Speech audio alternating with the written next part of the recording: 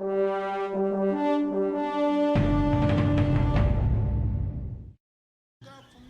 just guys, seriously, let's have fun and let's finish this thing. Let's make another one. This is really great. It's much more, maybe not fascinating, maybe not exciting, but it's something new. Forget about the rewards. As a matter of fact, at least in my part, I don't really care about the rewards. I don't really care about the status. I don't really care about being in the Hall of Fame or anything. I'm just doing it because it's fun, and we all have our jobs, we all have our lives to live, and if we can put something beautiful, something good into it, all the better. We got enough problems already, and yeah, it's just one way of getting rid of your problems. None of us are saints, no one's insane, and everyone's equally good. It's just that we're much better. We can see, we have this vision. We can feel what other players are gonna do, and you're gonna have to outsmart us. Don't beat the wall with your head. Don't think it's just 1 or 0, computer language. You gotta think. You gotta adapt. You gotta outthink us. And yeah, good luck with that.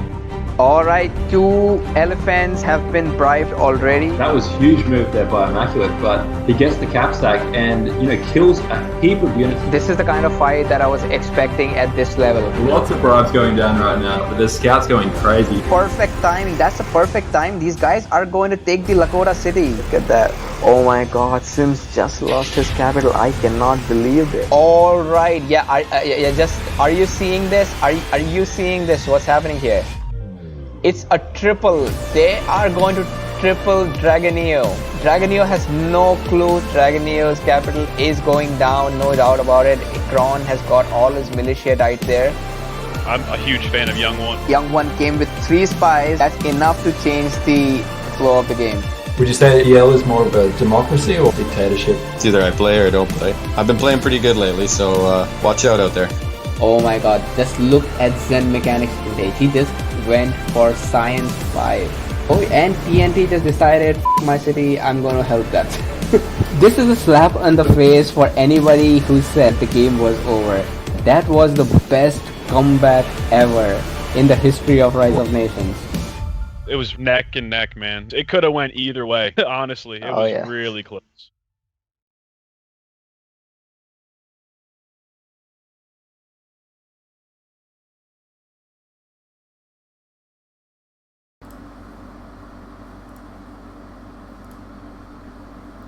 Hello guys, what's up? It's Kron here, your boy, and I'm here to bring you the latest and the final round of the qualifiers for the Super 16 of Nomadium 2. That's right, this is finally the match to watch, the sudden death game between LAT Euro versus AS Phoenix. I can't wait. Both teams have battled their hearts out so far. Both teams came in 3rd place in their respective groups, and essentially this is the final match that they both need to win. Best of 1, everything's on the line. Unfortunately, the loser goes home with nothing. The winner advances to the Super 16. So I can't wait to see how this game turns out. Let's just have a quick look at the brackets before we get stuck straight into it. And just so you guys know, I'll be casting solo today, just due to being midweek. Unfortunately, the schedules didn't work out for everyone, but yeah, obviously if there's any audio issues, just let me know in the chat, and we'll address them as we go. So just to quickly recap on how these two teams got to where they are today. Let's just have a look at these groups. So we had AS Phoenix are the first of these two teams. They came through starting out playing against the mighty AZ Hunters. That was quite a rough game though for them. Obviously me being on the other team, I'm just kidding. It's not the fact that they played against us, although we had a decent game, but I mean, there is a fair case to be said that they got pretty unlucky as well. I mean, they were on a map on Watering Hole with essentially against Copper and against Citrus. So it was always going to be an uphill battle. So they unfortunately didn't win that game. Dropped down to the lower bracket here, where they convincingly beat PN7 in that second match. And then finally, unfortunately, they fell short against PLA Kung Fu. However, PLA Kung Fu have played extremely well this tournament, so nothing to be ashamed of there. It was great play by Kung Fu on Sahara. So hence, that's where they're in this position too. 1 win, 2 losses. If you look on the other bracket, we've got Eurolat with the initial win against Lat Columbi. So they were on a high then. Went through to the winners bracket against Raiders, but Raiders just played extremely well on Sahara. and then dropped down to, oh sorry, not on, hope I'm not mixing up my games here, but they lost against Raiders. And then finally that fairly close match versus Team GAY last night. We saw the cast of that game. Unfortunately, it was just a case where Japanese rush got the best of them. And you could see in the chat that, you know, Connor McDavid in particular was really frustrated by the way it played out.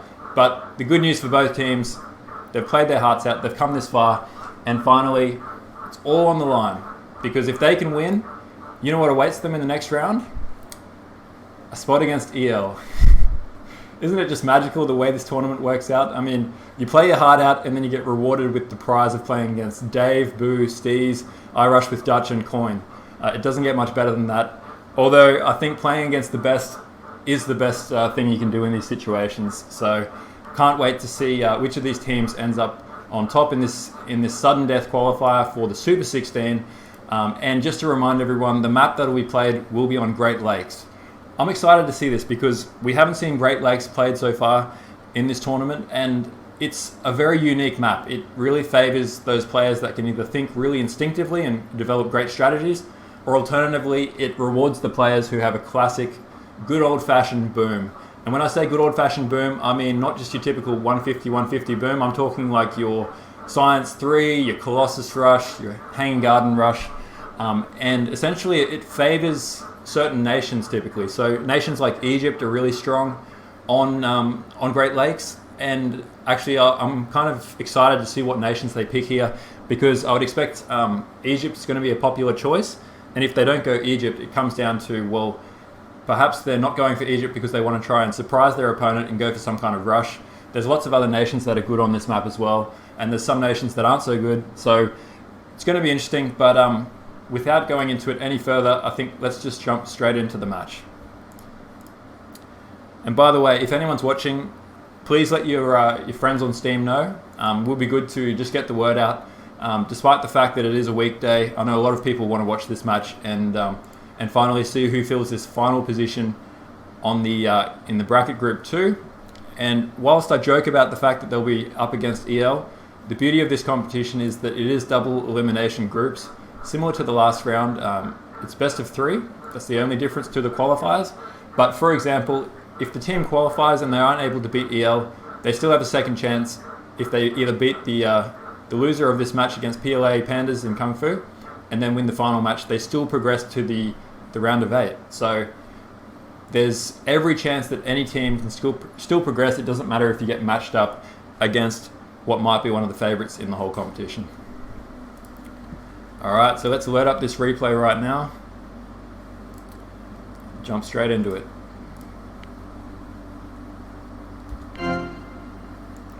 Alright, so let's get our bearings orientated first.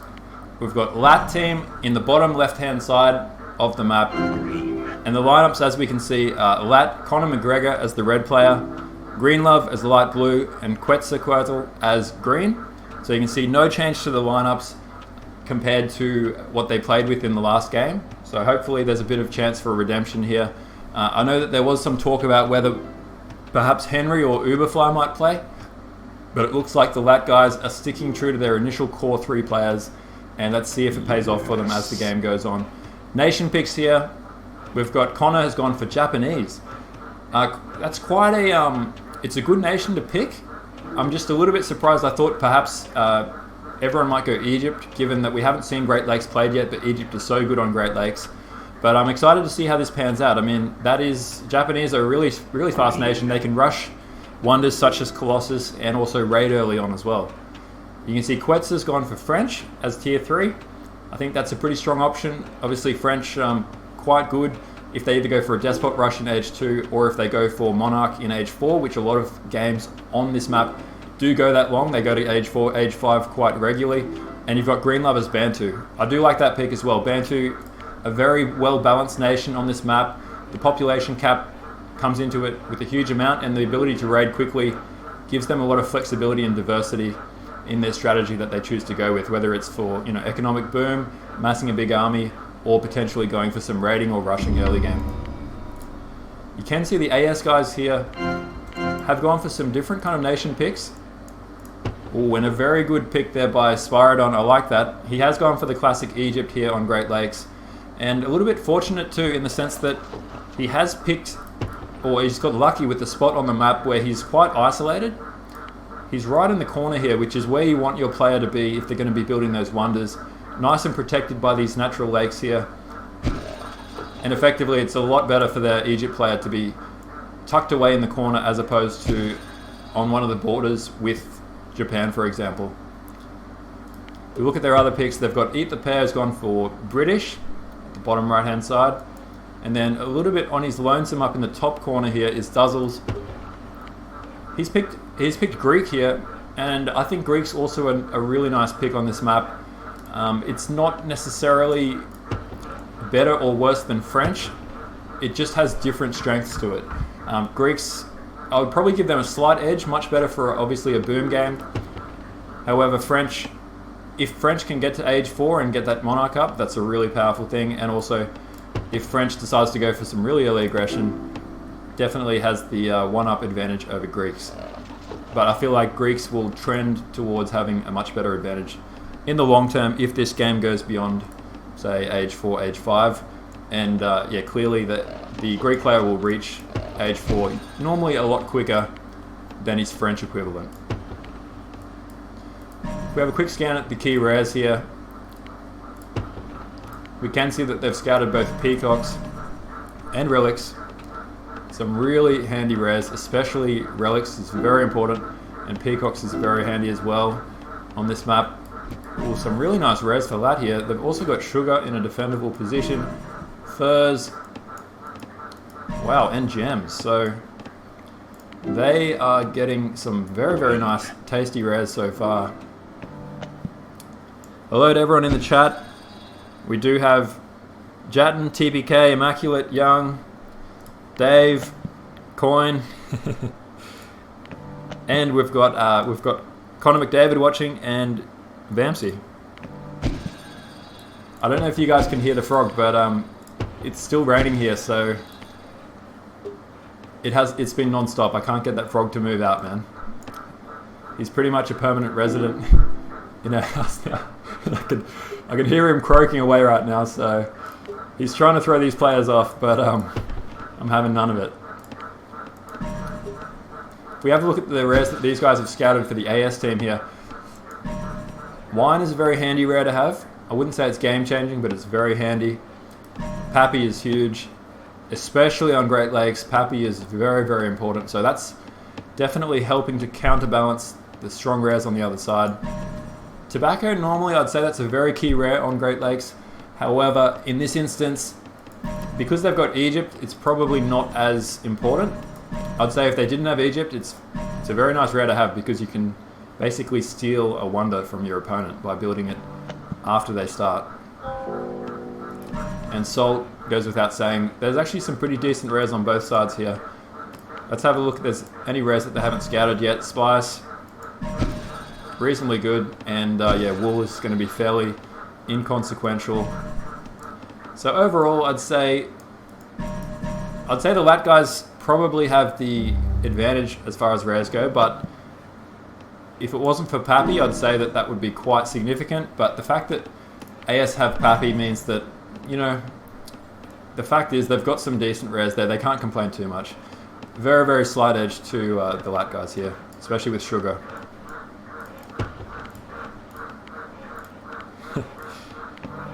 I can see in the chat you guys are talking about Tarkov. I'm not sure what Tarkov is, if someone can let me know.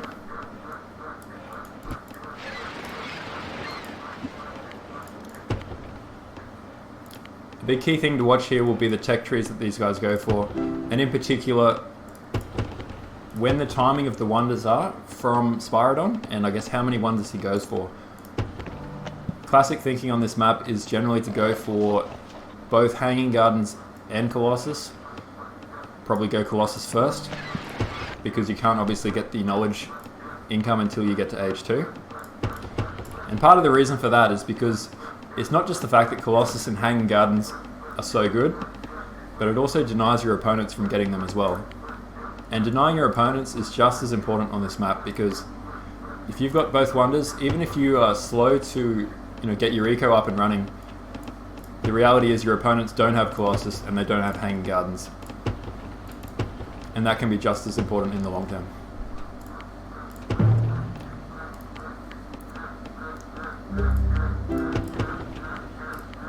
You can see that Green Lovers Bantu has gone for Civic here. That's a fairly standard build order on most maps, but on Great Lakes I feel like going Civic early is not always common, but I think it's a good move here as Bantu obviously making the most of the additional Civic. I can see that Coin just said that Tarkov's an FPS survival game. A bit expansive but very nice to play. We'll have to get some Tarkov live streaming going soon then. Oh, and you can see a very aggressive move here by Duzzles. Was not expecting to see a barracks down this early on Lakes, but I'm not sure what tipped him off. He hasn't actually scouted where the Bantu player is. But obviously wanting to go for some nice early aggression here. And I must admit it's going to probably catch Bantu by surprise because I wouldn't be expecting a Greek player to be raiding so early on. Nice city placement here by Quetzalcoatl and the LAT guys. I feel like they're cutting off this map control here, which is really going to help out in the long term and potentially protect that sugar.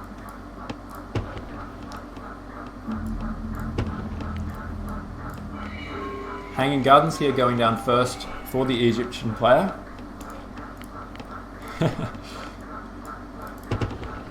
Coin, as long as you swear in French, I don't mind, because the only word I've heard is murder. And I'm probably mispronouncing that horrifically. Can see Brits here going for early military as well. Probably a good thing they are, because you can see that Japs has the same idea. Almost the exact same build orders from both the Jap and British player.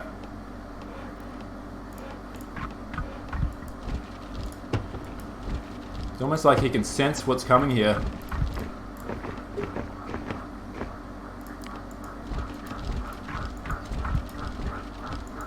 I like that Conor McDavid is sending his archers in first though, because sending that heavy infantry in would be sending him to his death.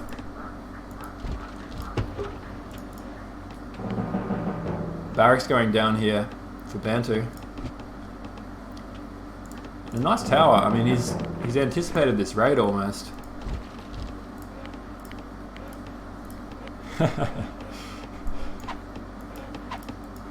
Coin, I'm not sure if you're aware. I'm sure you do know this, but every time someone in English swears, you always say, "Pardon my French." So what does a Frenchman say if a Frenchman swears? Do you say, "Pardon my English"?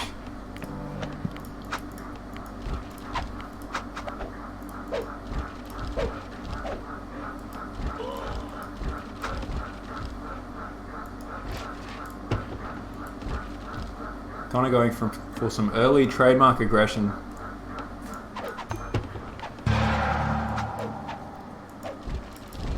But most nations here not really going for a stereotypical Great Lakes ultra boom build here. Most of them going for military and civic early on, which somewhat goes against the metagame of this map. Usually there'll be one player who goes for the crazy build. Oh, here it is. It looks like Spyrodon's the guy who's going for the ultra boom. He's going for Science 2 here, as well as his Hanging Gardens.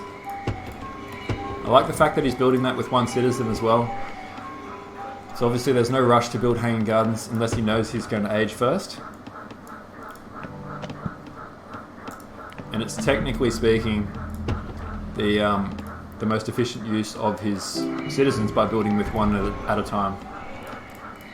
Colossus going down as well, so classic Egyptian play. The sign of an experienced player here from Spyrodon. And I do think that they are throwing the challenge out to the LAT guys right now.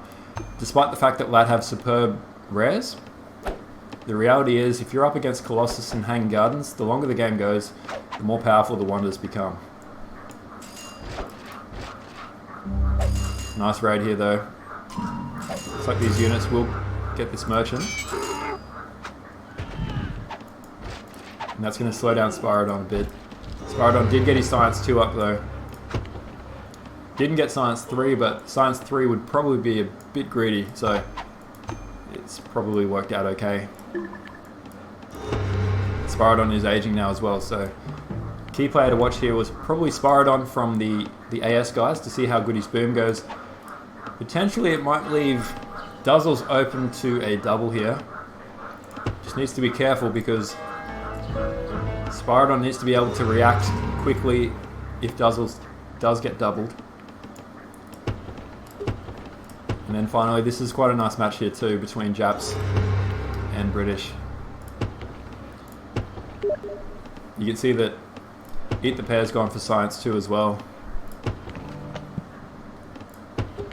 So that Pappy is already paying dividends so far for the AS guys. Just getting that extra tech is going to lead to a faster age 3.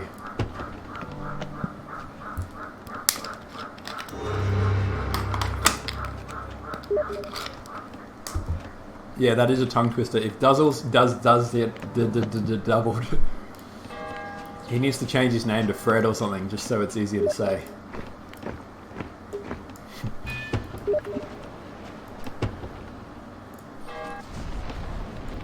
If we have a quick look at the fish, the AS guys have a really nice pond here. So there's 4 fish there, and there's another 4 fish here, but it is vulnerable to getting raided by the LAT guys, and I'd probably recommend actually if the LAT guys can do so. Raiding your opponent's fish on lakes is huge. One thing that LAT really has in their favour is this huge lake which is protected. AS Fred, I like that name. Yeah, it doesn't quite roll off the tongue, but makes it a lot easier to commentate. Oh, nice raid here as well. Connor really being quite annoying here with these raids. Delaying that Colossus.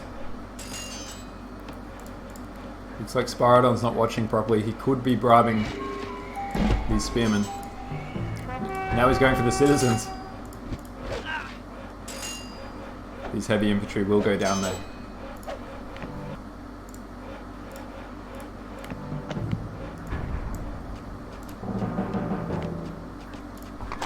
A really nice eco here from Eat the Pear so far.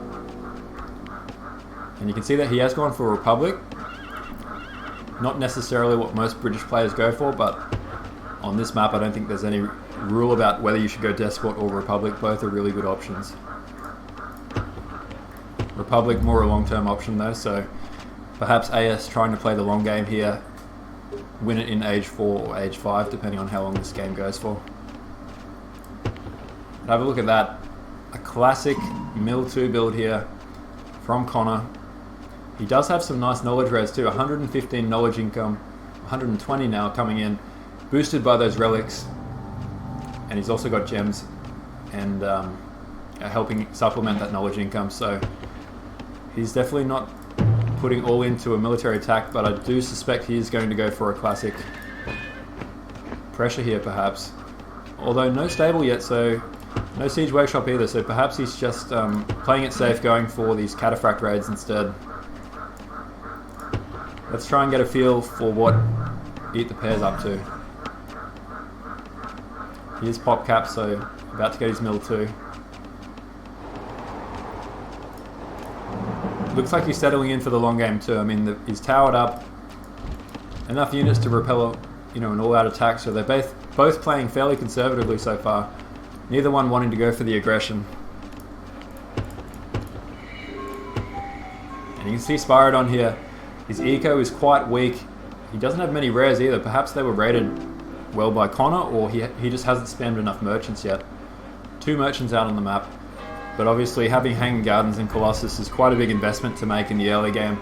It'll take him a little while to get up and running, but already his wood income's up to 150, so it's already starting to pay off. Oh, and this is probably the most important point to note. I mean, French players are always dangerous, but you can see that Quetzalcoatl is going for some serious aggression, sacrificing a little bit on his knowledge income, only filling up 1 university here, but a decent army. and he needs to try and get this attack working hard for him, getting some return on his investment here, because this is quite a big army to invest in. And look at this Ford City as well. Really nice map control. If nothing else, if he can put the pressure on Spyrodon here, it's going to limit his ability to be effective. I mean, Spyrodon at the moment is so set back on the map, he can't really project power and doesn't really have a clear battle line to project from. I mean, on this map, ideally you want to kind of set up your barracks and stables in a position and then just project power straight from there. For example, on the front lines here, such as Duzzles has got.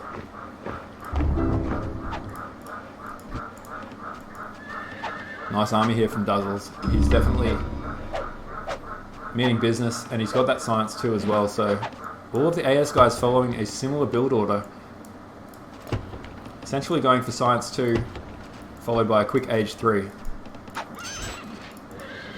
Spyrodon does need to be careful though. If he hasn't already, he needs to spam enough units to be able to deal with this threat of the French guy.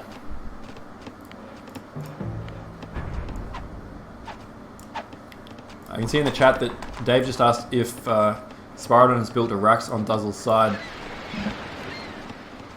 Let's have a look. No, it does look like his only Rax is based near his cap. And that does leave that city vulnerable. You can see that they are aware of this. I mean, Spyrodon did ping here, but this might be a huge moment in the game. Oh, he does get age 3 though, just in time, so a very timely age 3. But I don't think they are aware that this city is about to be under siege by the French player. I mean, not a bad setup. He's got a lookout there. He is getting a temple. So they obviously saw this coming, but I mean, Quetzal really needs to make something happen here to try and make this investment worth it. Obviously, he's up against Spyrodon, so can't allow Spyrodon too much free time to boom up.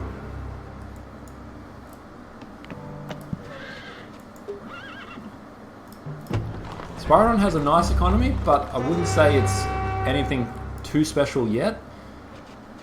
But as this game keeps going on, it's going to get better and better. As the Colossus and Hanging Gardens really come into effect.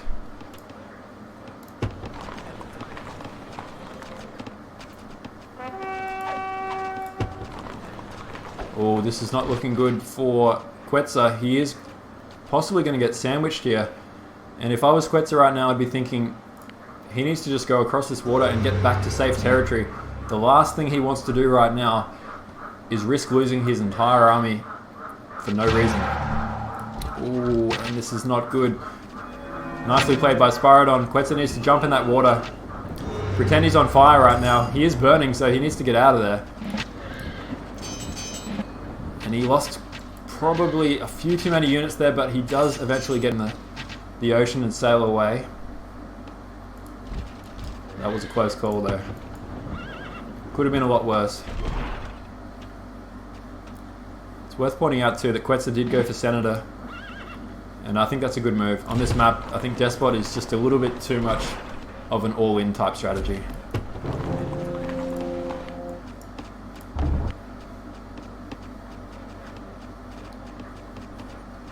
You can see Eat the Pair going for that Science 3 now as well. Making full use of that Pappy. Duzzles does not have Pappy though. Perhaps it was raided. Some nice pressure here. Half that army is just the hallucinations, the decoys. Castle should be finished in time though.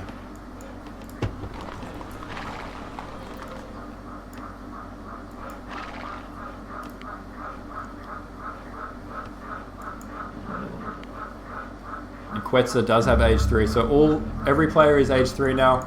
And Connor McDavid putting down pyramids. I really like that. I feel like a lot of times players forget to build the last wonder there is. And then if the AS guys were to build that pyramids, I think it would almost be, you know, a huge move in their favor. Because everyone just gets so involved in the game, you forget to build that last wonder. But pyramids is a massive wonder to have on this map. I like the use of these decoys. I feel like Duzzles maybe doesn't think that they are decoys, and he's more scared than he probably should be.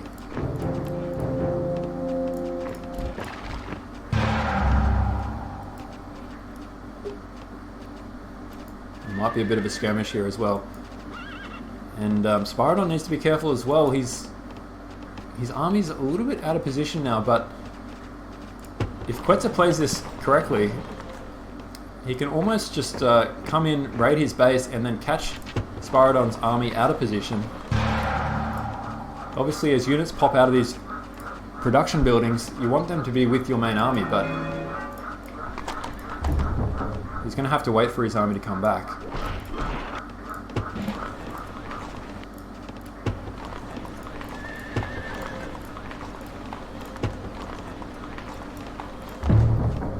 It's almost like the Cold War here.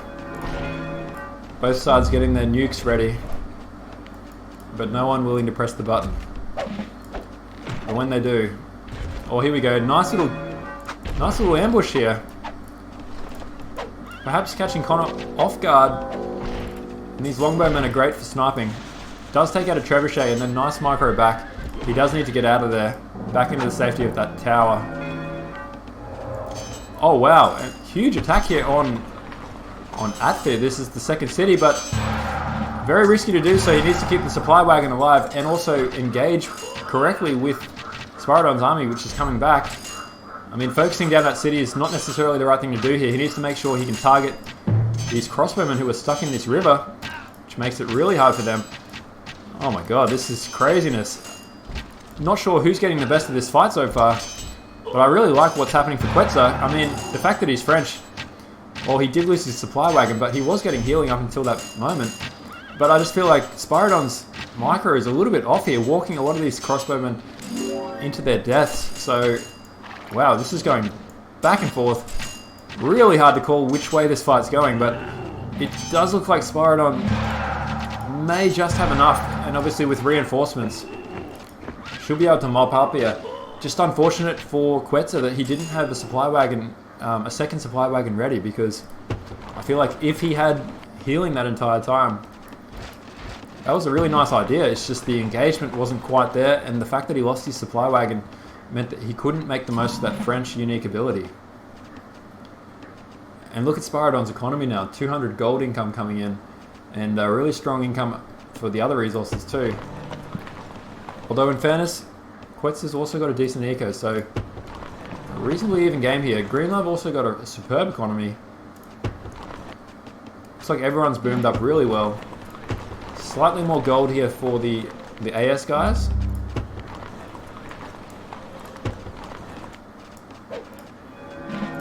So that will help, and perhaps that's because they've got more fish in those ponds. They do have a couple of gold rares as well. But that Pappy and Salt are the key kind of heroes here for AS. Meanwhile, Sugar, Gems, and Relics, and Furs as well, and Peacocks to be fair, they're all the MVPs here for LAT.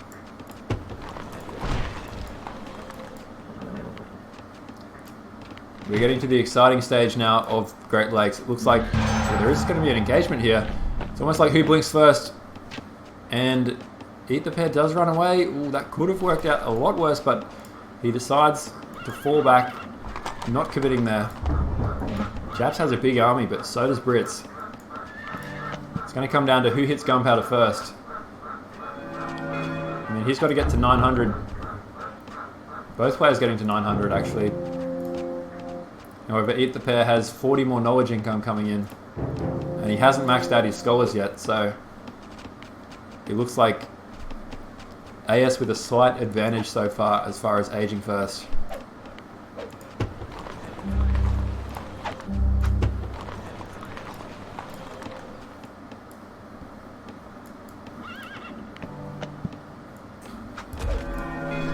Yeah, I can see in the chat, Jatton's saying that if 93 and 95 doubled Duzzles here, they're in a great map position to do so. I mean, the fact that Quetzal has built his cities here, and he's got a large city, lots of border territory, he should be utilizing that and moving his army back and forth and forcing Duzzles into a defensive position here.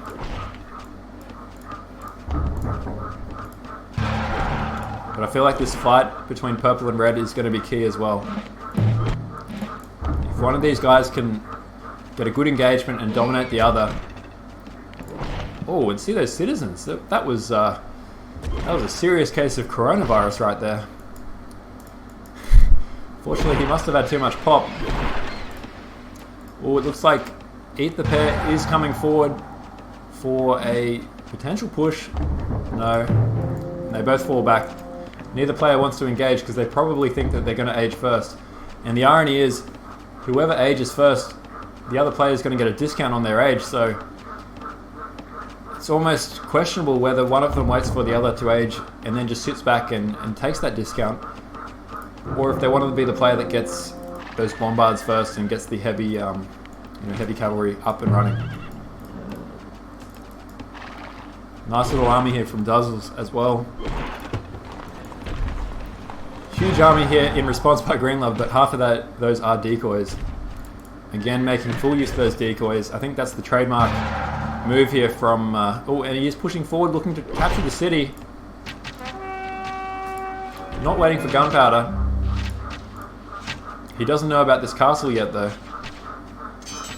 So I feel like Duzzles is perhaps a little bit more confident than he should be. Oh, he does capture the city, though. This castle must be just slightly too far away. Oh, and this could be a big moment. I mean, he has to take out Duzzles here, or at least do a lot of damage. He does have a decent army, though. Let's have a look at the armor. Both players have upgraded their armor, so there's no obvious winner here. But I do like the unit composition here for Greenlove. He's got plenty of cavalry left over. And look at that, forcing the runaway from Duzzles. Great play there by Greenlove.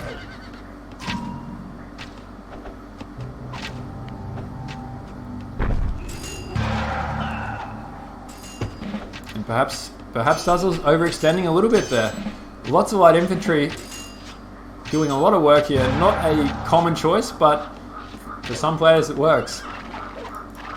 And you can see that Quetzal was listening to what we were saying before. And he has brought across his army here. Building a castle there as well. I do have to wonder, where's Spyrodon's army? I mean, he has got Colossus and Hanging Gardens. Although he does have a really nice eco, so a lot of resources there that he could be using to spam a massive army. Perhaps just saving them up so that he can spend them all at once.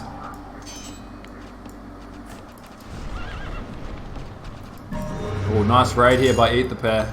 It's moments like these that are huge because denying your opponents that cheap military research.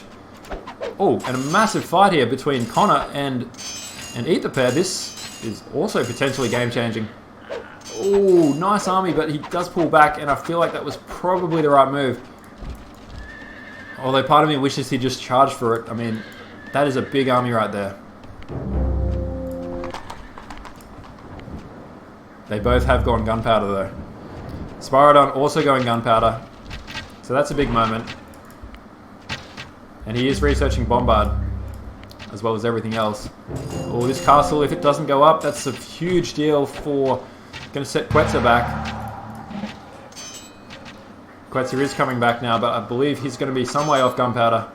Still needs another few hundred. Nice raid here by Eat the Pair. Denying these fish.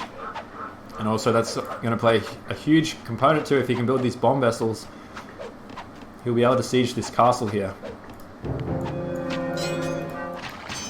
This is going to be critical. I mean, I feel like Spyrodon's got a nice tech army, obviously with the age up, but he doesn't have a huge number of units. That's the only thing which I'm a little bit surprised by.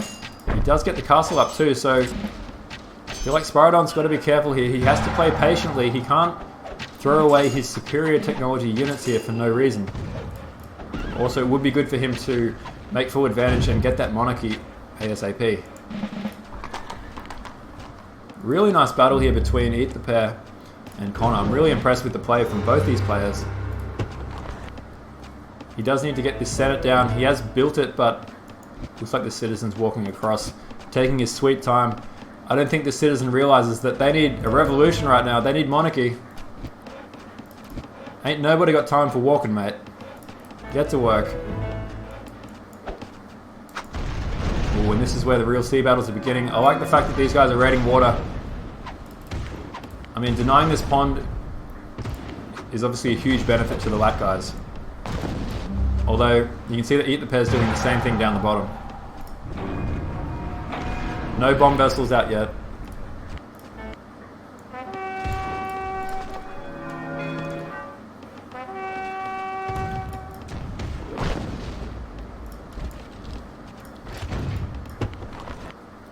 He hasn't upgraded his elite pikeman here, but should be okay. But this is going to be another key moment here. Can he defend? I mean, these Greek stratiotai are nothing to be sneezed at. I'm just not sure about this unit count.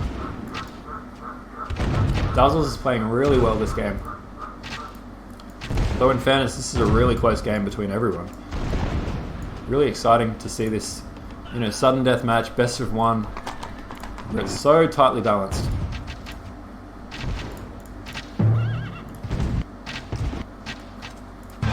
Often these battles come down to who gets monarchy first, and then finally who gets military 4 first. Monarchy going down here for Dazzles, so these heavy cavs about to get even stronger. No monarchy just yet for Greenlove, so Greenlove needs to strike before that guy gets a massive horse. Monarchy about to finish, but the engagement going down just before Monarchy finishes. There it is. The Stratiotai having 5+6 damage now, plus the extra armor. Nice bribe there. City's still holding up so far. He needs to get more horses onto these light infantry though.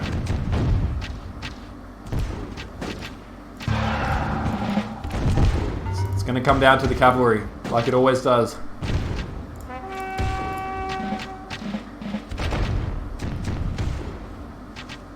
Meanwhile, nice little attack here by Quetzal. This may catch Dazzles off guard. I mean, if he can capture that city... Oh, this is mayhem right here. This is mayhem. Looks like Dazzles will have to retreat because he knows that he's going to lose his city in his main base. But at the same time, it potentially might be better for him to just take out Greenlove while he can strike. Excellent team play here by Quetzal. That was the ultimate sucker punch from behind. And you see Spyrodon's also not sure what to do. He does respond in turn, coming back, and as soon as Quetzal sees this, he does need to get the hell out of there. Jump into that ocean, my friend. Jump into that ocean. Oh, and Dazzle's just turning around now. Dazzle's not going back anymore. Continuing to attack. And there's no scout here for Dazzle, so Dazzle doesn't know which ones are hallucinations, but these Stratiotai, he does capture the city. So the first breakthrough here made by the AS guys. AS Phoenix, Reborn. They're coming back from the ashes right now. Dazzles is leading them with the ultimate charge. But look at this. Quetzal has captured his city in the back here, doing a fair bit of damage there. Although it's short-lived. He won't be able to beat this army from Spyrodon, but in a tough position, he probably would lose his army if he tried to run, so... That was a nice little attack, but you can see that Dazzle's economy is still superb here. He hasn't taken too much economic damage, and it won't take him long to rebuild that city back to where he was. I feel like First Blood here has gone to LAT. Sorry, has gone to AS, not to LAT. Meanwhile, it's still the Cold War between Japanese and Brits here. They are literally slogging it out. This is the ultimate war of attrition. They're both sieging each other with their bombards.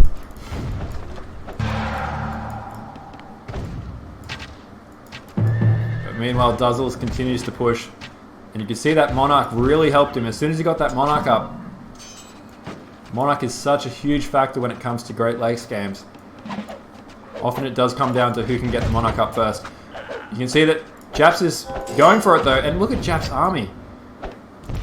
Some decoys in there, but that is a huge army. Definitely big enough to take on any opponent. And a huge number of cavalry too, which is the perfect army composition to take on Brits. He does retreat though, just playing it a little bit safe. I feel like Connor doesn't have necessarily all the time in the world. He does need to kind of make something happen here. Bob wondering what drugs I'm taking. The drugs of life, my friend. The drugs of life.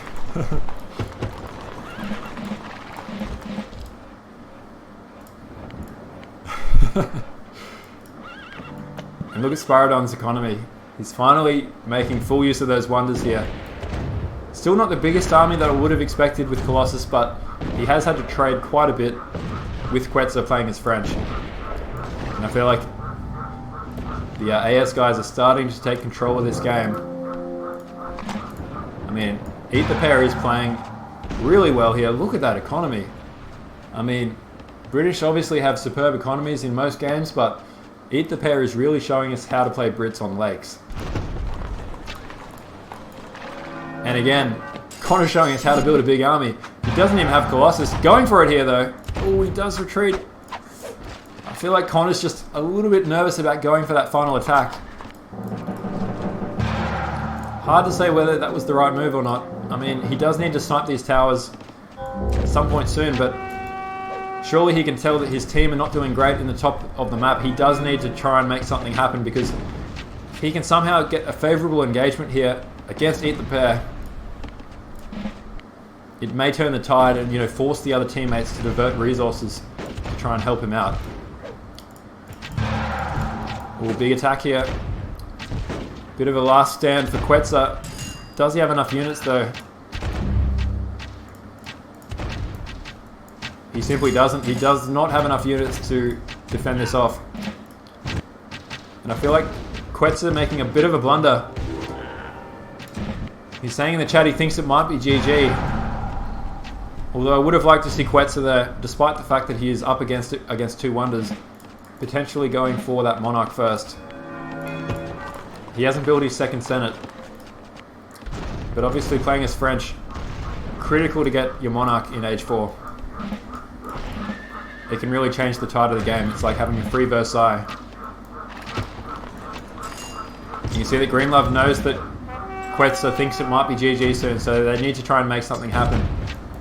Nice army here by Greeks though. Duzzles has a really good unit composition, especially with these Stratiotai.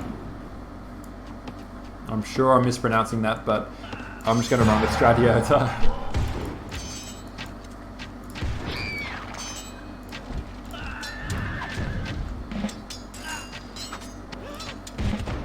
He has got the final armor upgrade as well.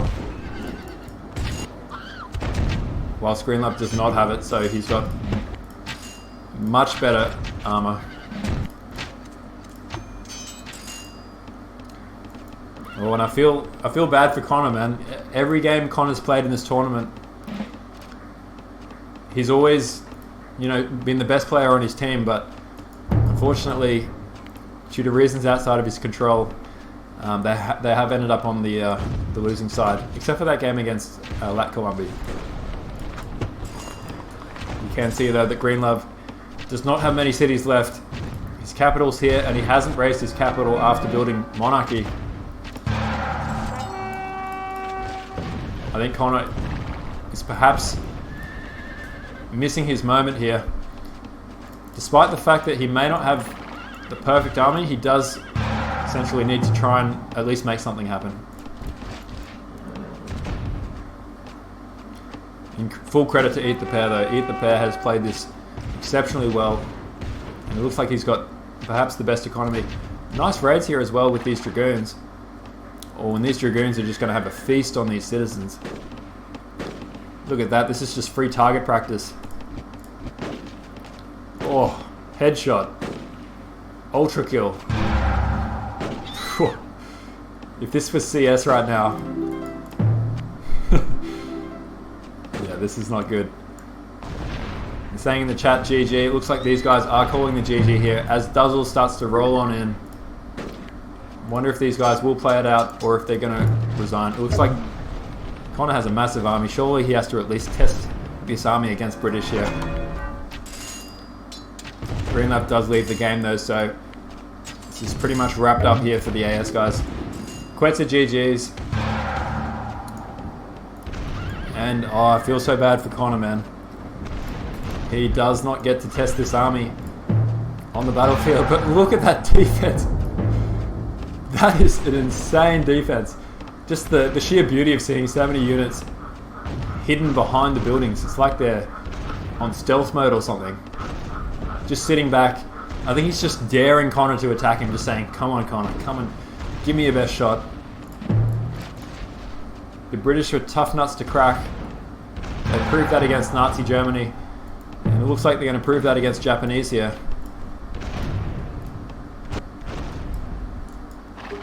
Meanwhile, the other AS guys going on their victory lap.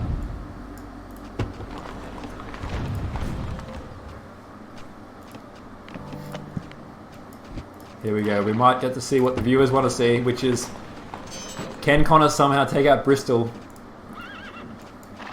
He's been building this army the entire game for this moment. Oh, he is going to age soon as well. It's actually interesting the fact that the AS guys were able to age a lot faster, or at least maybe not a lot faster, but significantly faster than the LAT guys, despite the fact that LAT had these relics. And I think having Pappy played a huge part. Wow, these Dragoons, man. They've definitely earned their keep. Some excellent raiding going on there by Eat the Pair. Connor bringing his entire army back to deal with these Dragoons. I feel like that the Pappy definitely helped the AS guys, but in fairness, AS played it extremely well. The rares were quite balanced. I mean, I would say Sugar is just as good. Furs is exceptional rare on this map.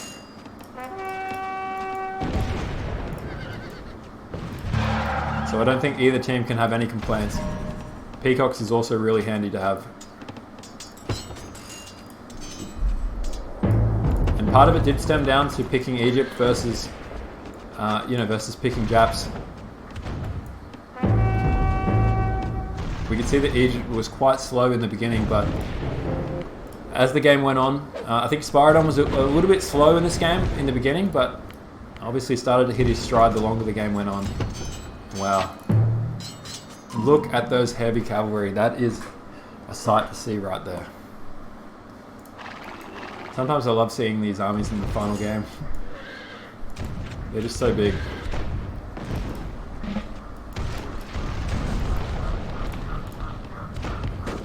Connor doesn't want to believe it. He doesn't want to believe that this is his final stand in Nomadium 2. I feel like this is like in World War II when, I don't know, the Germans are making their final stand in Berlin, but the Japanese equivalent. You can see the Russians here bearing down on the east, the Americans and British, and the French bearing down on the west. And he's sitting here just pondering to himself. Never give up. Never surrender. Very appropriate taunt there.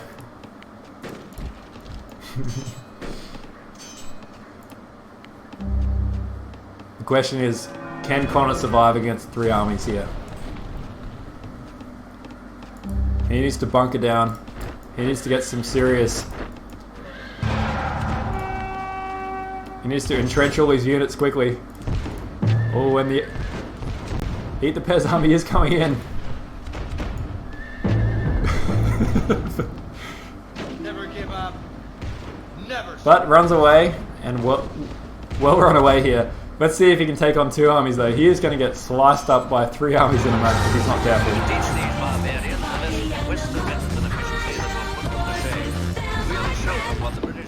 I think Connor still has a chance here. Statistically, if all the AS players had simultaneous heart attacks right now, he would win the game. Final battle here. You see that all the armies, all the units built this entire game meeting in the one spot here. Final stand, he does age up too. His army's doing well. I mean, they're not dead yet. He may have a chance. This is the final stand. Do it for William Wallace.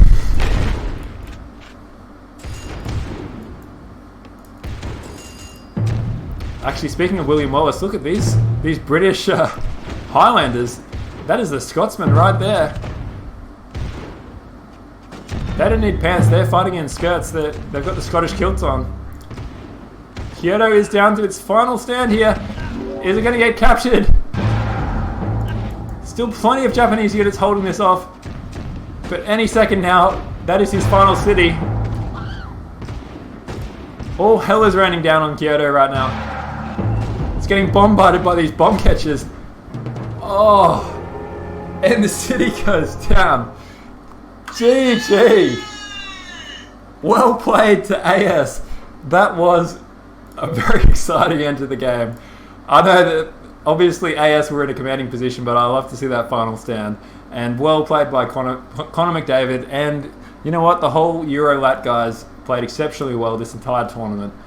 Even this game was very neck and neck up until the AS guys started to break away. It started out with Duzzles taking this city, which kind of led to a bit of an imbalance. And then obviously Quetzal going for the attack in the rear, but losing all of his units kind of sealed the deal there. A very, very tight game though between British and Japs. Couldn't really pick who was ahead there. Ultimately, it was a stalemate between the two. But Eat the Pair getting the job done. All he really needed to do there was just not do anything crazy against Japs. Hold the line and let Duzzles take over. So I've got to give the official Cron MVP for the game award to... I've got to give it to Duzzles, man. Duzzles is the one that got the key breakthrough, so well played, Duzzles. Message me on Steam and you'll get your $5 Cron MVP Player of the Match award. And player of the Super Qualifier award. But no, that was a lot of fun. And I need to give full credit to AS. They came through and they've played their hearts out in this game, and they've qualified for the Super 16. So well played, AS Phoenix. I think the tournament's really going to enjoy seeing how AS Phoenix go in the next round. And for the spectators and the players alike, it's really going to be fascinating to see how these qualifiers go. I mean, you can look at the Super 16 and say that, you know, the qualifiers, they're theoretically the lower seeded teams. But at the same time, the qualifiers are battle hardened. They've been there. They've fought in the fire. They know what it takes to win. The guys that are in the Super 16 straight away, sure, they might have practiced a bit online, but they haven't actually been there in the heat of the battle. They haven't got those nerves out of the way. They've probably got still a bit of rust in there, and they haven't got the cobwebs out yet. So I'm excited to see how, you know, the qualifiers go. Obviously, I'm a little bit biased because our team also had to go through the qualifiers, but going to be fascinating to see how everyone ends up against the Super 16, you know, seeded teams, especially the top 4 teams. Going to be a tough ask. So AS will progress now through to the next round. They'll be playing against the mighty EL. So EL is going to be a tough ask. I don't think anyone would be necessarily hedging their entire tournament, hedging their house on the fact that they can beat EL, but you know, anything can happen. And so that's going to be a great match. We'll update that in a moment, but yeah, if you refresh this in say 5-10 minutes, you'll see that it'll be EL versus AS. Again, full respect to the Euro LAT guys. Connor McDavid, Quetzal, and Greenlove, you guys have played really well. We're all really proud of the fights you've put up in this tournament, and yeah, definitely hard luck, but we'll definitely see you guys hopefully in Nomadium 3 and in any other tournaments we have coming up. And I just wanted to see if there's anyone in the chat who wanted to have any final comments. Does anyone want to do a post-match interview? If you do, make sure you message me as soon as possible, because we may have time, but otherwise we will have to wrap this cast up very soon. And I can see that Jatin's saying in the chat that he's updated that page, so I will quickly refresh the page so that we can see that AS rightfully in their position. Look at that. That is beautiful. AS Phoenix, that's good as prize as any. They're officially in those two beautiful words, the Super 16. Well done, AS Phoenix. Great to see the mighty AS representing well here. They've also obviously got AS Chimera already in Group 4 as one of the seeded teams in the round of Super 16. So, guys, if there's anyone, yeah, I'll just quickly check if the AS guys are online right now. I'm not sure if you guys have been watching the game, so if anyone in the chat can tell me. Alternatively, if we can't get a hold of AS, I wouldn't mind doing a possible post-match interview with Oscar, aka Connor McDavid, as well, because I think Connor played really well. It would be good to at least hear from either team or possibly both if you guys are online. I don't think Duzzles is online on Steam, so I will check if Spiridon also might not be online as well. And Eat the Ped does not appear to be. So I might just check if Oscar is available. I know he does have Discord, so let's see if we can possibly patch him in. Guys, just a reminder to everyone while I'm just sussing out whether we could potentially do a a post-match interview. I can see in the chat, Burke just said, Cron, I love you. Good cast. Thank you, Burke. I appreciate that very much. Burke, what's your, can you tell us your nickname in Bron? Because I'm sure most people know, but I just can't remember right now. I can see we got Sauron in the chat. We got Lelouch. We got Emma. Young. Hello, guys.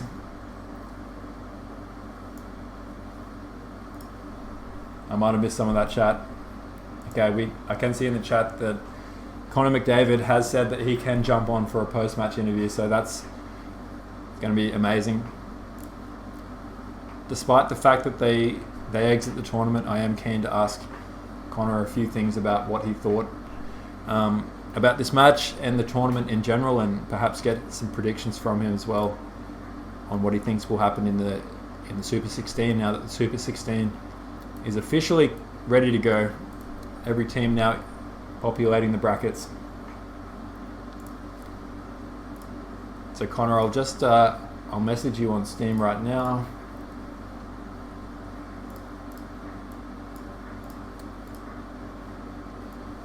Guys, don't go anywhere. I'm just going to quickly bring up the trailer just to get everyone pumped up again, because everyone loves to watch Zen Mechanics give his wise words of wisdom. And then I'll be right back with a post-match interview, so don't go anywhere.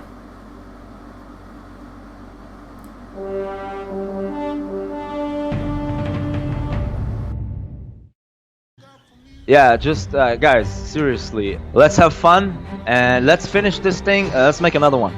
This is really great. It's much more, maybe not fascinating, maybe not exciting, but it's something new.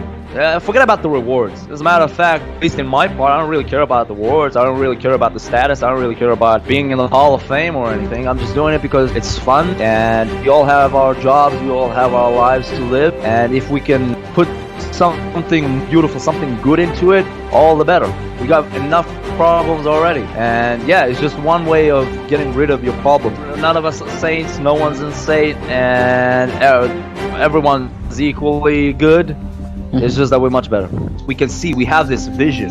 We can feel what other players are gonna do, and you're gonna have to outsmart us. Don't beat the wall with your head. Don't think it's just 1 or 0, you know, computer language. You gotta think, you gotta adapt, you gotta outthink us, and yeah, good luck with that.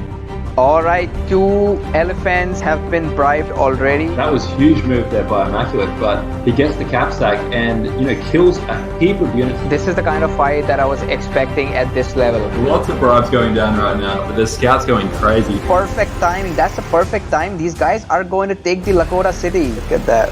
Oh my god, Sims just lost his capital. I cannot believe it. Alright, yeah, are you seeing this? Are you seeing this? What's happening here? It's a triple. They are going to triple Dragoneo. Dragoneo has no clue. Dragoneo's capital is going down, no doubt about it. Ikron has got all his militia right there. I'm a huge fan of Young One. Young One came with 3 spies, that's enough to change the flow of the game. Would you say EL is more of a democracy or dictatorship? It's either I play or don't play. I've been playing pretty good lately, so watch out there. Oh my god, just look at Zen Mechanics today. He just went for Science 5. Oh, and TNT just decided, F my city, I'm gonna help that. This is a slap on the face for anybody who said the game was over. That was the best comeback ever in the history of Rise of Nations. It was neck and neck, man. It could have went either way. Honestly, it was really close.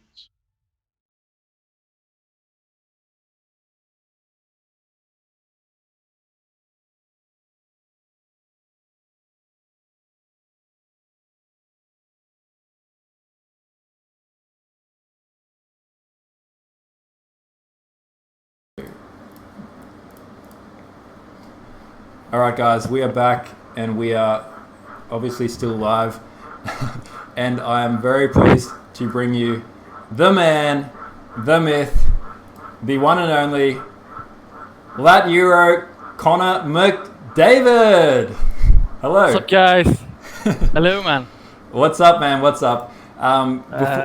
Before we get started, can you just give us a quick rundown of, you know, your name, you know, what you do in real life, and a bit of your experience with Rise of Nations and I guess gaming in general.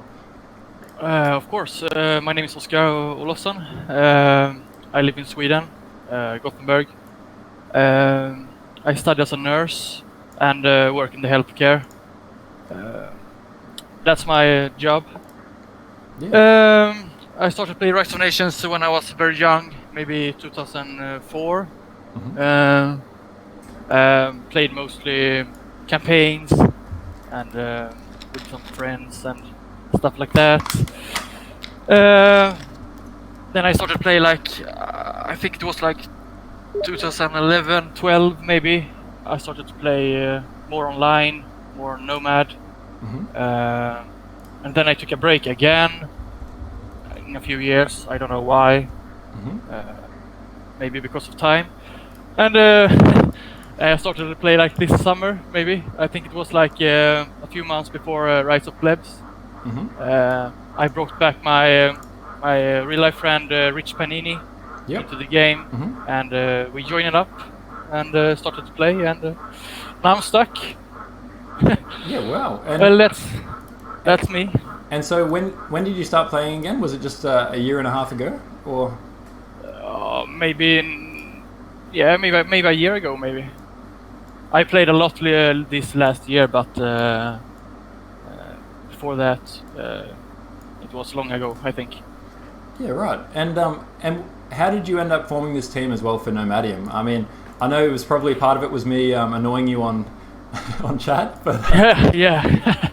Well, honestly, I played the Rise of Plebs, and I learned a lot, and I've started to watch a lot of replays of good players to improve my game, and we kind of played pretty good, I think. Mm-hmm. Me and Rich Panini, mm-hmm. and I think we came 4th place, and I wanted to try play against better to improve my game, and I asked Blast, LAT clan, if I could join a team for the main Nomadium, mm-hmm. and he said I will play with the Euro team. We are a few in the LAT clan that's from Europe, mm-hmm. Mm-hmm. So I ended up playing with Quetzal, Uber, and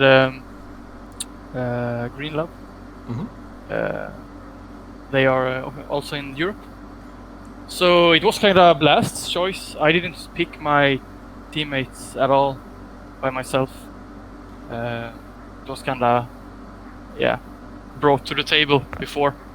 And I guess watching this, the irony I feel is the fact that obviously placing 3rd in your group, normally that would mean that you wouldn't have that chance to progress. But then it was actually Blast's team who pulled out and gave you guys the opportunity, I guess, in this match to have this super qualifier. So kind of ironic the way that it worked out in that sense, that he helped form the team and then you guys were playing for that spot. Yeah, exactly. I don't know what happened. I just heard from you, I think, that we had another shot, and yeah, I was kind of disappointed after the earlier games, and I wanted a chance, but didn't work out. Yeah, well, I feel like just observing that game, obviously you can live with your head held high. It wasn't like probably, you know, in these situations, maybe the one thing that I would be scared of is if you play really bad or you make a massive mistake and cost your team. But obviously that was a really hard-fought game. I think everyone on both teams played really well, and it was more a game of inches as opposed to one obvious moment. Was that your thoughts as well, or how did you think that game played out? This last game on Lakes? Yeah, just this game on Lakes, just gone. Yeah, well, we talked before the game, and I wanted to try to play the Tier 1 nation because I played Tier 3 the last two games, and the plan was I was going to boom, and the other two was going to play more balance and adapt to the situation. We knew that Egypt will get picked by AS, and I told them if they pick Egypt and I'm in a bad position, they have to double either the Egypt player or the other side fast. So I told them early in the game that go other side. I will try hold or kill my opponent on my side, and you guys have to double the other player if they went for Colossus and Hanging Garden. And I think AS played very well, but I think they got a little lucky with the position of the Egypt player. If he was on my side, I would have gone more aggressive and tried to kill fast. But the British player played very well and very defensive. I knew kind of fast that I had to kill him to have a chance in the game, because the longer it went, the harder it will be, because Poseidon is a really good player. He knows what he's doing, and with Hanging Garden and Colossus, he will be unstoppable in the late game. So I told them, and I also tried, I didn't know if you see that, but I tried to build barracks on the other side of the map, but Dussels attacked in the right situation to wipe my civilian out.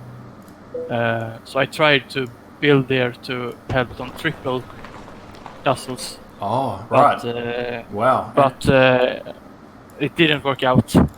So I didn't see that in all the mayhem and the action that was going on, but that must have been... It was kind of Yeah, it was kind of bad luck, because I was building my barracks very close to Dussels, and he attacked in the right time to wipe it out, and it was such a big distance to travel, so I felt like it will take like 5 minutes to get there, so it's too late. So the other two had to do something, and I had to kill the British player.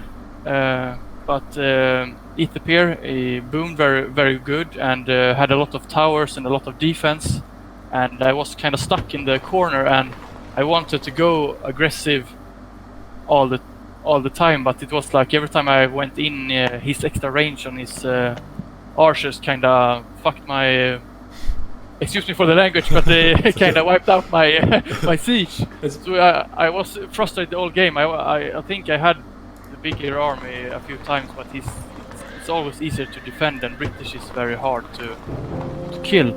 So I didn't really know what to do. It was kind of frustrating just sitting there and trying to go in time by time, and I don't want to waste my army either. So it was kind of tough.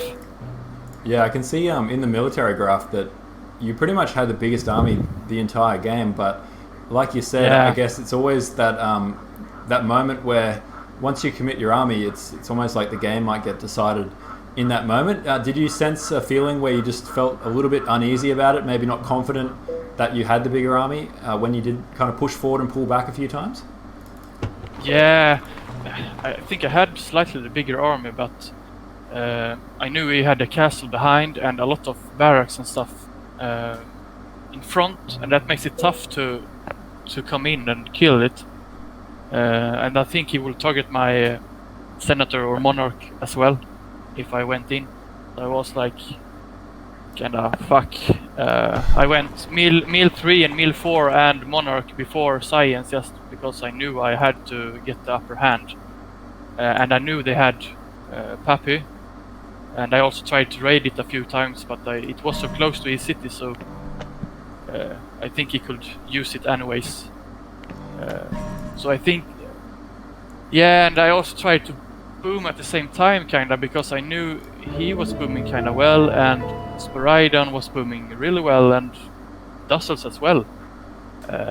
So I had to rush the Porcelain Tower to have a chance to if they could hold the other side. I think the Porcelain Tower was my chance to get the upper hand in the late game. And so as this game was playing out, I know you had to focus on your side of the map, but I guess as an observer watching the stream, seeing the way it played out with Quetzal versus Spiridon kind of in the middle here, was there anything that Quetzal did that you might have potentially done differently as far as the way he attacked, or? Yeah, maybe I told them to.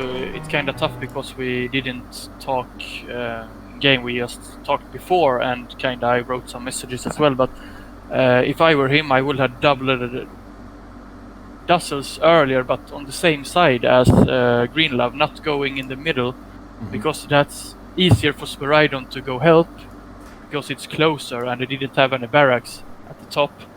So I think if they went very hard on the top left corner by Greenlove City, they could have maybe killed Dussels before Spiridon had got there, and they would like 2 versus 1 twice, because they will first face Dussels' army with their armies and wipe him out, and then when Spiridon comes, it will be 2 against 1 again. Now he went like kinda in the middle and kinda slow. He reaches very fast to H3 as well. So I think I don't know really what they was thinking, honestly, but I would have tried to kill Dussels faster. Yeah, try to because get because I was so far away and in the corner, and if I went there with too much troops, it appeared that boomed very well. He would have gone all in on me, and it was kind of a bad spot for me to be in. It would be nice if I was in the middle, I think, this game.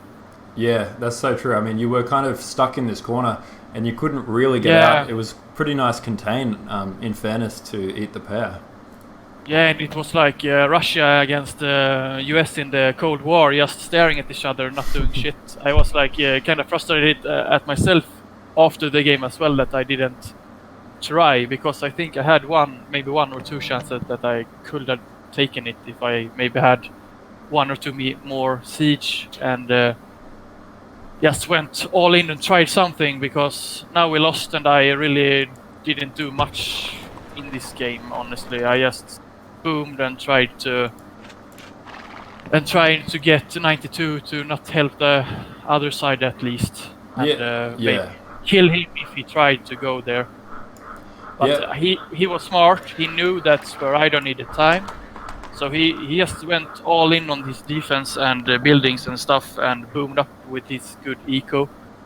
So he played really well, and the whole AS team, they played well, and it looked like they had a plan, and they talked, and I discussed with Spiridon after the game also, and they had a nice plan, and it worked out.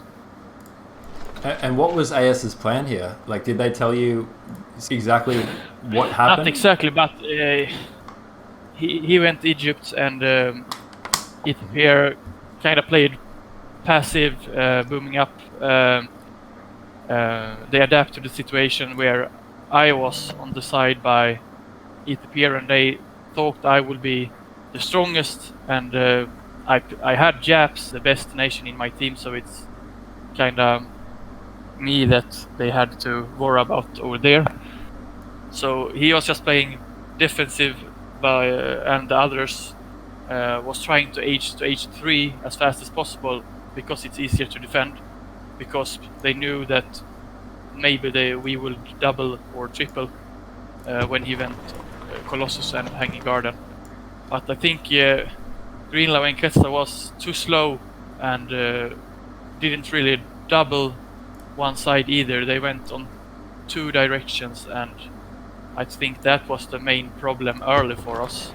And maybe me being too passive. Maybe I think I was too passive. But it was hard. I had a hard spot, not much room to go around or anything. It was like going into 5 towers and a castle and a huge British longbow army. Just kind of suicide early for me. Yeah, that's so true. I mean, yeah, it was a tough gig that you were given, because you could tell that you wanted to kill or try and kill British like several times, but you could just see that hesitation to commit. You know, with so many towers there, Ithaper did a great job. Basically, it seemed like Ithaper was given one task, and that was just to hold you in check, and he did that so well. So, I mean, I feel like he did. And sorry, the only thing I was thinking as an observer watching the game back, I think as I probably said during the game, was perhaps at that point where you could see the other team was, you know, your teammates were kind of losing momentum, and maybe that's where, you, like you said, you just go for it, just win or lose, and try and make something happen. But it's risky though. It's always risky. I saw earlier that at the time went on. I think like maybe 16, 17 minutes or above 20, I realized that other side will get tough, because Raidon could just sit there and basically I think he had one attack from Quetzal, but he managed to defend it very well, and Dussels played really well on the other side against Greenlove, and I think he couldn't use his advantage of being Bantu either with the population in that side. I think. That's and I saw a few times they struggled, and I knew after like 25 minutes that if I don't kill here, it's probably GG. But I didn't want to suicide either, if you understand. I didn't want to just do it because to do it. I didn't want to try to do it good, so I went Mill 4 and Monarch, and I wanted get my extra armor, and maybe he went Science before, so I had something in my hands against him. But as I said earlier, he played very well, and his defense was tough to break through. Yeah, no, that was a tough game, man. But well played to everyone, and I hope you're happy about the way it finished. I know it might not have been the result you're hoping for, but you know, at the very least, you go out with a bang, and that was a great game to cast. Do you mind if I ask your opinion as well, just quickly on the Super 16 now? I guess all the stress of playing is gone now, so you can sit back and enjoy the rest of the tournament without having to worry about, practicing or trying to strategize. So of the 4 groups, we've got I don't know if you've got a copy of the brackets, but it's on the stream. I can. It's in the stream. Yeah, it's on the stream right now. So if you got a copy of that, you can see in Group 1 we've got basically PN5 and Raiders, and then you got Wolves and Tough Beta. Group 2, you got EL versus AS Phoenix, obviously your opponents in the previous game, and then the other 2 is PLA Pandas and PLA Kung Fu. So that's, just to clarify, that's basically their team number 2 and team number 3. So one of them qualified, and the other one was the winners of King of Sahara. Oh, sorry, not King of Sahara. Rise of Plebs. So that's, I believe, Bun and Marsnor. They will be exciting to watch, because I lost against them in the Rise of Plebs, and I think they won that tournament without losing any map. Yeah. So it will be interesting to see them It's play actually, in the. Yeah, it's funny actually, because after the draw yesterday, I got quite a few messages from PLA. They were a bit upset that the fact that they'd both been drawn in the same group and they had to play each other, because they actually told me, I think it was HH messaged me, and he told me that they actually practice against each other almost every day. So they've been training they've been training so hard for this tournament. I think that boot camp. Yeah, it's like a boot camp, and I think maybe they were hoping that they'd all be put in different groups and be able to meet in the semi-finals, for example, which technically speaking they still can. The only issue is for them for them both to progress, they both have to beat AS Phoenix and EL. Yeah. So that's quite the challenge that's been set for them. Yeah. You want me to go through the groups and tell my opinion? Yeah, go for it. Yep. So do you want to start with Group 1? Yeah, Group 1, it will be interesting because I think LAT Raiders played very well, and Sneakow and Alan has stepped up a lot. So I think it will be a challenge for PN5, but I think still they have the upper hand, like 60-40. And the other game, it's tough second team, right? Beta. That's right. Yeah, tough second team. Yep. Yeah, against AC Wolves. It's that Robocop and Rage Skis, maybe.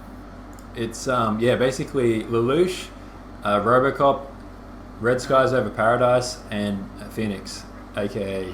Yeah, I think that's a close group. PN5 is the favorites, but the other three is really, really close. I think it can go down either team. I think it's day form, maybe, and of course strategy and tactics. Yeah, I agree. I think PN5 will win 2 games there, and then it's it's tough. Maybe. I say maybe LAT Raiders because I lost to them. I hope they can take the other spot there. Yeah, I think. But I know Rage Skis is a really good player, and Robocop also, and the tough beta they have maybe Dangerous Sun, I think, and San. Yeah, they have Dangerous Sun, Raiden, Zano. I'm not sure if I'm saying his name right, but yeah, I just say Zano. And I was kind of struggling with that as well. I think that team is also strong, so maybe I think PN5 and maybe Raiders take the second spot. But maybe that's because I'm in the LAT clan at the moment. That's so true, and I mean I'm kind of the same. I'll be cheering for AZ, but of course. And I think AZ. I think it's pretty close. I think I give a slight edge to AZ, but again, trying to get all my bias out of it, I think it's very close between Raiders, Wolves, and Tough Beta. I agree. And without being harsh, but I do feel like if LAT Raiders do fall down, I feel like Thor might be their kind of weak link at the moment. I'm just not entirely convinced by his play. Not trying to have a go at him by any means, but just Sneakow and Alan have really stepped it up. But often in this game, it is, it sometimes comes down to who's the player that your opponents can target. So that's going to... Exactly, and what position on the map and tactics and nation picks. But it will be best of 3 now, so it's more like the best team will go through. Best of 1 is more... it can depend on rares and map position and bad luck. But I think best of 3 is more fair in the long run, I think. I agree. But that's a very tough group. No easy matches, but it's no easy matches anywhere, of course. But I can't say the second team there. I don't know. Yeah, no, it'll be tough. And so let's move across to Group 2. What's your thoughts? Well, I wanted to try to play against EL. It will be fun to lose 2 straight games. At least you're honest. I have never played against Dave, I think.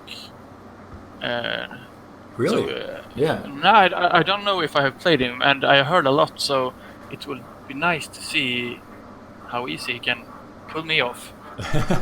I must admit, it's a good feeling if you can win a game against Dave and Boo.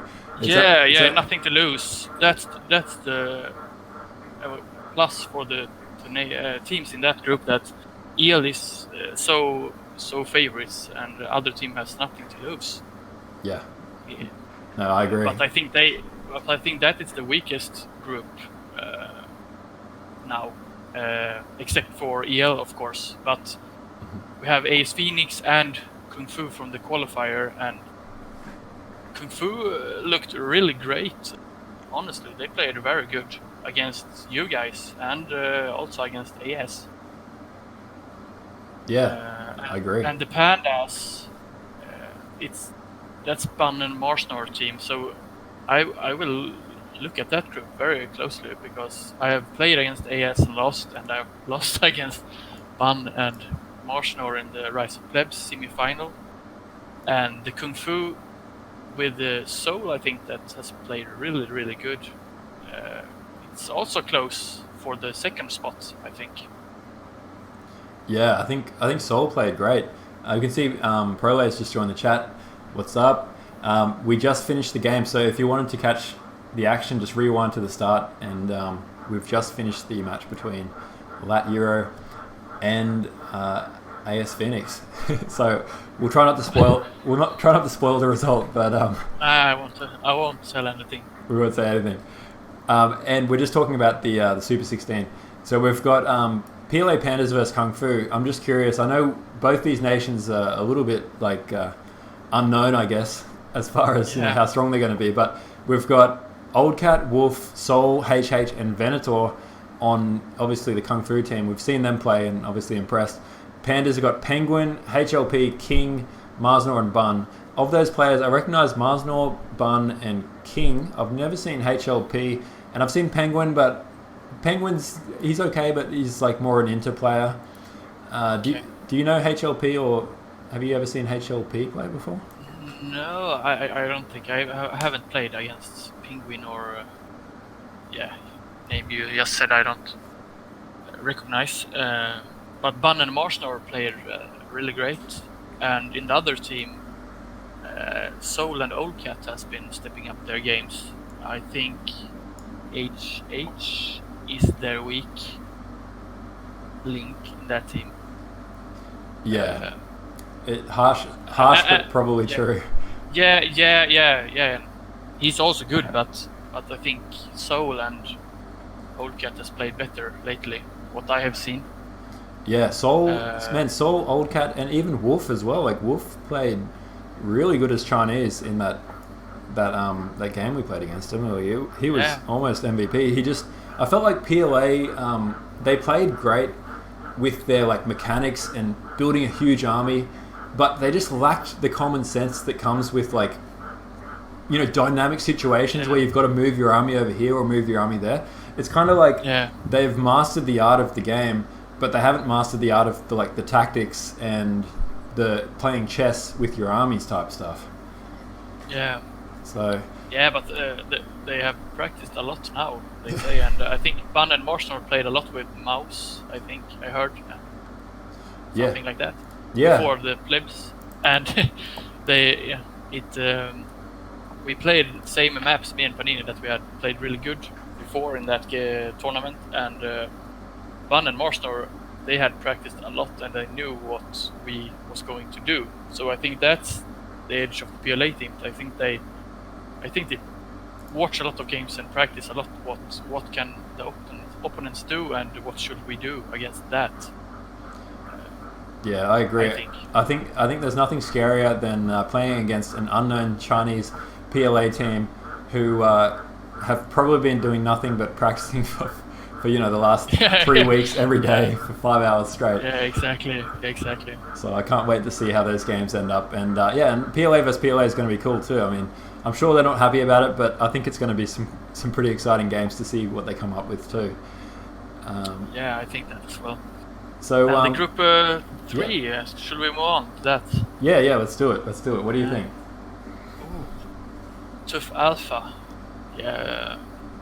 Strong group of players. It will be interesting to see them play together, how the teamwork is, because if you only look at one player, they are super strong, all of them, but I haven't seen them much play like everyone together against other good teams, if you understand. Maybe in the community online, maybe a few times, but not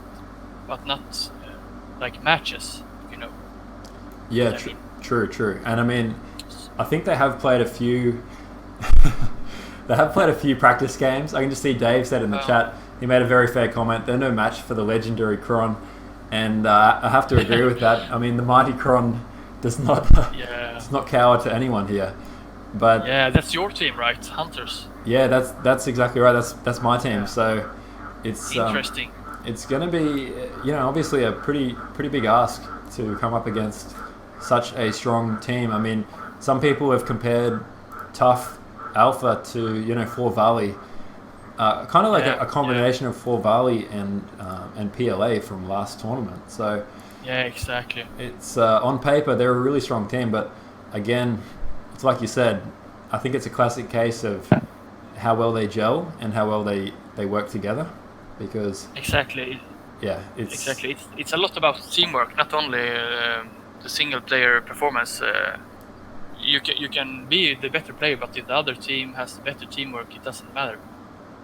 Exactly. And who do you think is going to be, in their lineup here? I mean, who would you pick if you were their manager right now, trying to put out your lineup for a 4v4? Because they've got Coldfire, they got Surge, Mouse, TNO, and Flames.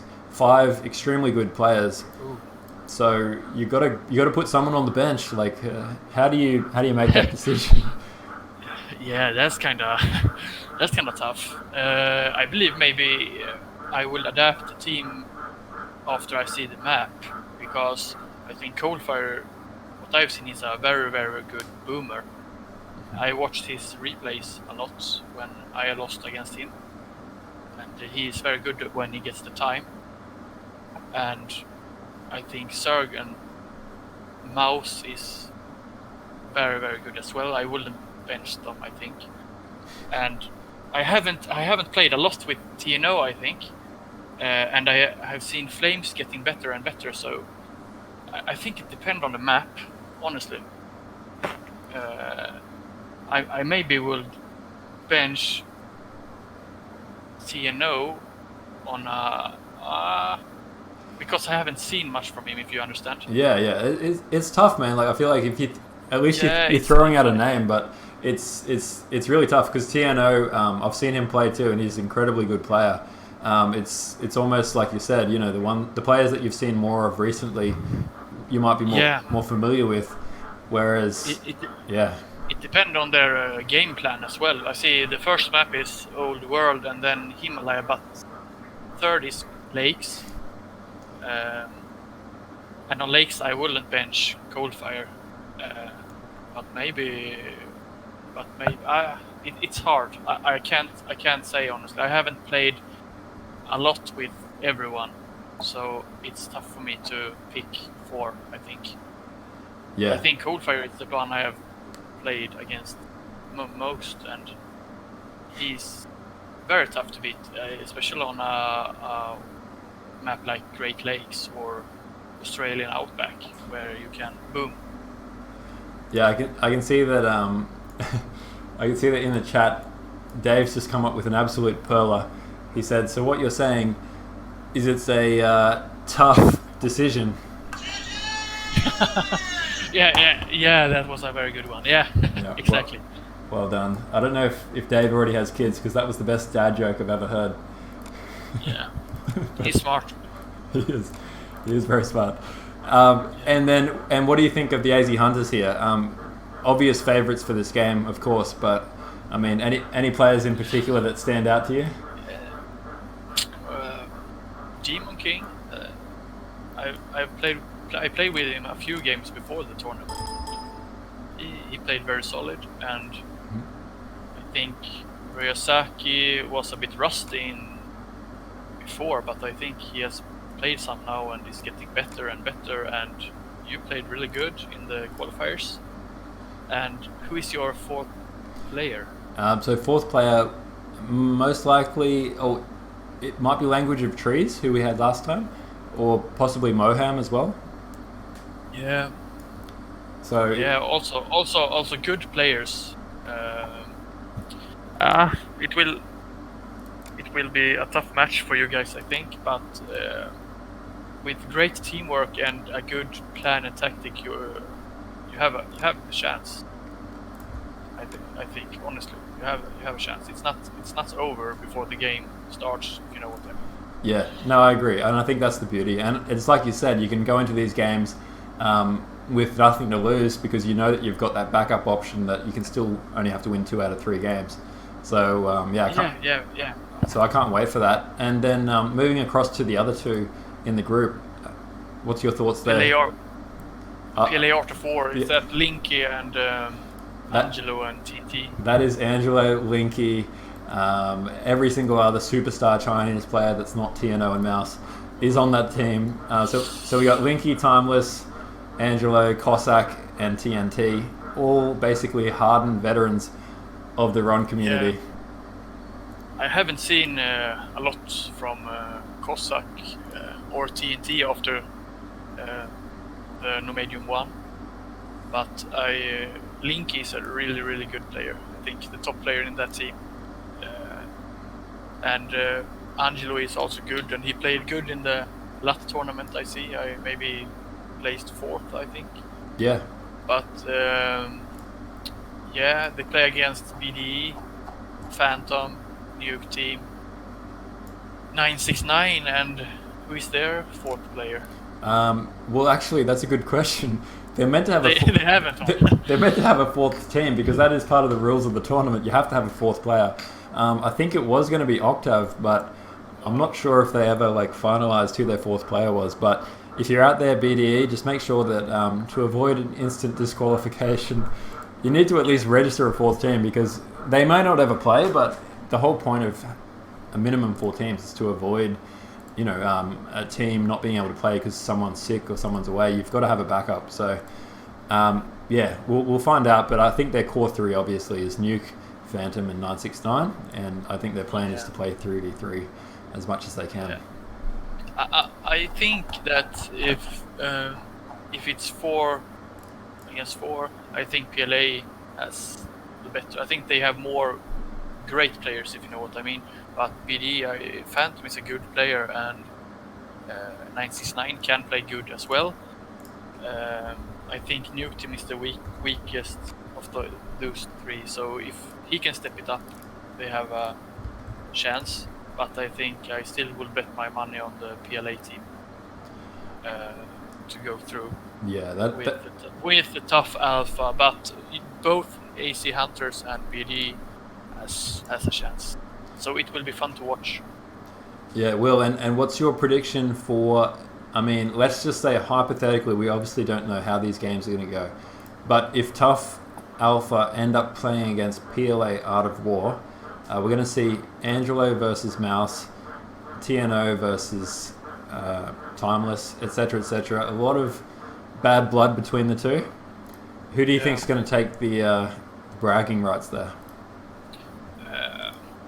It depends on how well the Tough Alpha team can come together and play as a team, because I think if they get their teamwork going, I think I will bet on them. But the PLA team has played more with each other, I think, and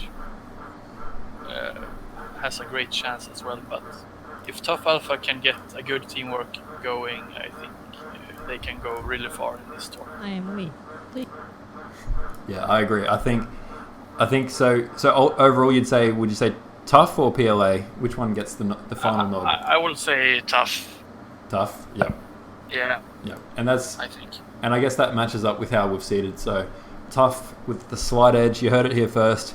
Connor has officially tagged them with that 55-45 chance of winning. But I'm betting $50. Oh wow. No, I'm not. Just joking. Yeah, no, I can't wait to see that game. If we do see it, that is obviously a big if, but I think they're the favourites to progress for sure. Yeah, honestly, it will be very nice to see if the teams that not many think can go far, if they could beat the top teams, at least in the group, to make them quite nervous, I think, because the EL team in the last tournament, I think they won every game and maybe in almost every map. And if someone could beat them in the first map, it will be interesting to see, I think. what they do. Yeah, I agree, and I can see in the chat too. You can see, I think Jatin just said, Language of Trees. Just going back to AZ Hunters, Language of Trees is very good. He and Duzzles beat Jatin and Smokey yesterday, and that's pretty impressive. I mean, I've been watching a few games that Jatin's been playing lately, especially that game versus Angelo, which, in my opinion, I mean, I'm not just saying this because I'm friends with Jatin, but that was one of the best games I've ever witnessed in, watching a game without knowing the result, because it was streamed live. Just make sure you check that game out. Try not to spoil any results. Yeah, I watched the rest, but I haven't been able to see the game, but I won't spoil anything. Yeah, just watch in particular the first game, Turks versus Inca. It's just classic game. That's all I can say. Yeah, I think Jatin is a very good tactic player. He always come up with some crazy stuff. It's hard to predict what he's going to do, and he's great at adapting to the situation. I haven't seen anyone be that smart, but I haven't played against everyone either. But he's a very smart player. I must give him. Yeah, I think as Dave just said in the chat, maybe it was someone else playing instead. Yeah. It might have been Lola, his dog. How much did Jatin pay you, Dave? It would be interesting to. I heard Jatin paid a lot for that P5 team. I think he did. He's definitely channeling all of the wealth that he's got from corrupt, Rise of Patience tournament prize pools in the past, through into funneling it into his own slush fund that he's using for acquisitions.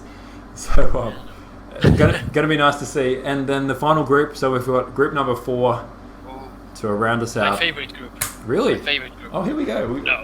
No, maybe, but I'm a huge fan of Coco. I played a lot with him lately, and he has taught me a lot. And he's very, very nice. He's been very nice to me. I see him online almost every time I play, and the LAT fusion team, I think if the others has played a lot and practiced like Coco, they will be a tough opponent in the tournament. Yeah, and I they agree. play against GAY eller that Team won. Gay. Yeah, so I hope the LAT team beat them, so I can fight again. Of course, because they're your nemesis, right? Yeah, they won. They are nice. They are nice guys, but I think they faced the 4th LAT team in this tournament. They haven't played against no other clans, just LAT. Yeah, you're right. Wow, that's a pretty. And they kicked LAT Colombia out and beat us as well. That's so true. I mean, just call them the LAT killers. They played every single LAT team in the group. Yeah, and that game was very frustrating. I think I was kinda mad because it feels like I didn't get the chance to play that game. It was over so fast, and with a tier 3 nation like Indians, it's hard to do anything early. Yeah. Just try to raid. So it will be interesting to see if they can, if they come up with something crazy like a Yap rush against the fusion team as well. Yeah, and I think Fusion's going to be a team to watch too. I mean, I feel like they're probably the team which has the most variance in how they might perform, because on one hand, if they play as well as on paper they should play, I think they are a chance to potentially win the entire tournament if they reach that potential. But I feel like they're also the team that has the most chance of, spectacularly failing, if that makes sense, and not trying to be judgmental of them. But I just feel like you've got a player like Coco and Hugo. Their quality is undoubted. Meliodas, I'm always very impressed. I didn't know a lot about Meliodas, but I've seen him play a few times and always done really well. But maybe the X factor here is Paladin. I mean, that's El Azteca, a very old player. He used to stream a lot of games on YouTube, known as one of the best players in the game, but he basically didn't play for 18 months or so. So that's going to be him. Yeah. Yeah, I played him a while ago, but I think he's a bit rusty, I heard. But if you say he's so good, maybe if he can practice and get back to his skills, he will be a very good player for that team.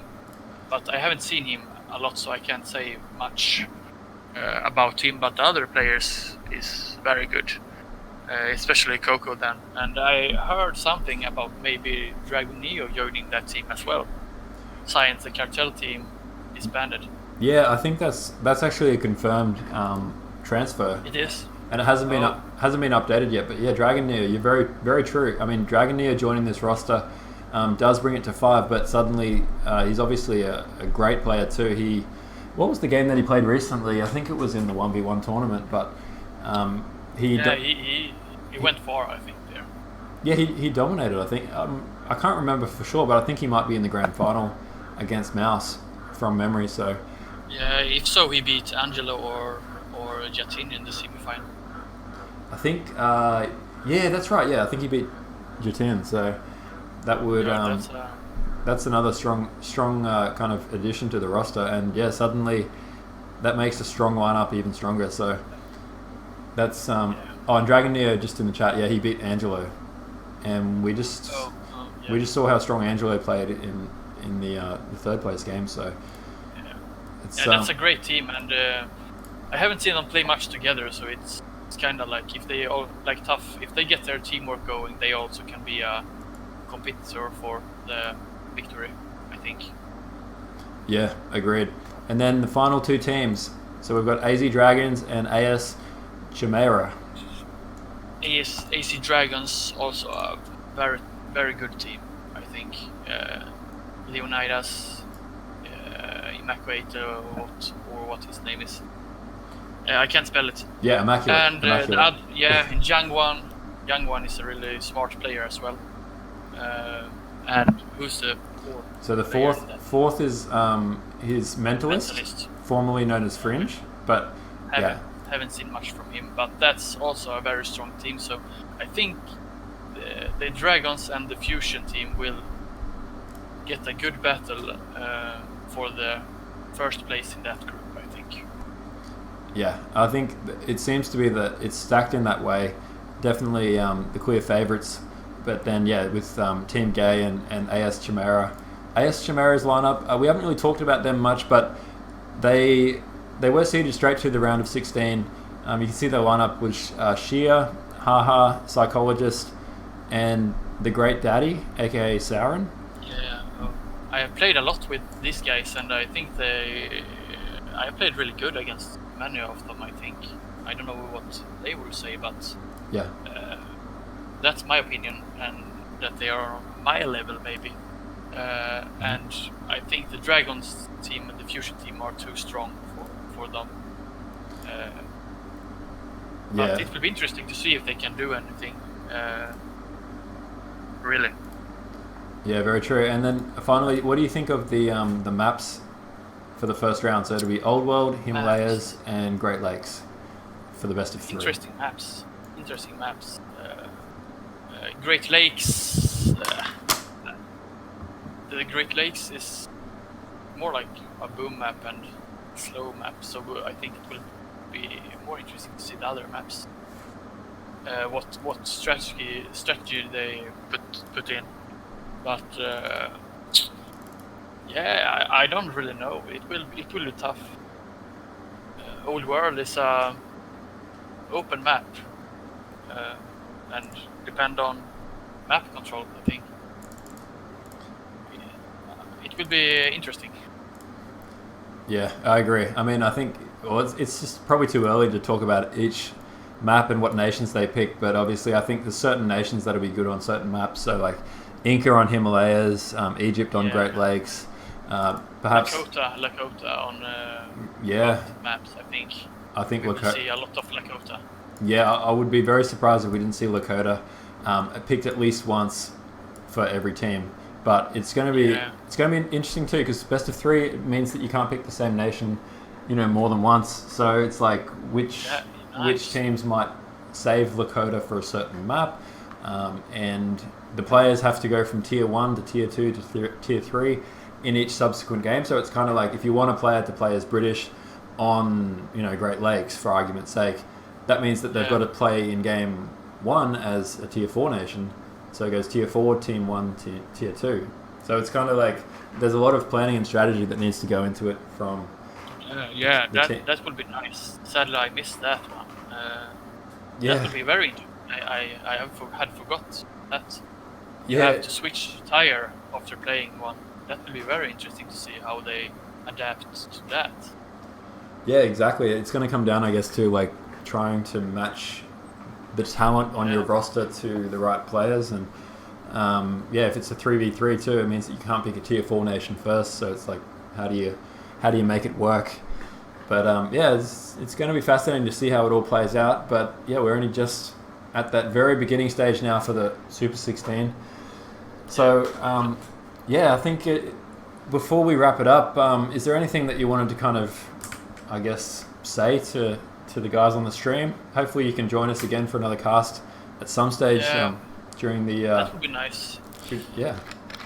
Well, first I want to thank you guys for putting up with so much time to get this tournament going. It brings a lot of interest to the game, and it's very fun to watch, and you learn a lot. So thank you very much to all of you doing this.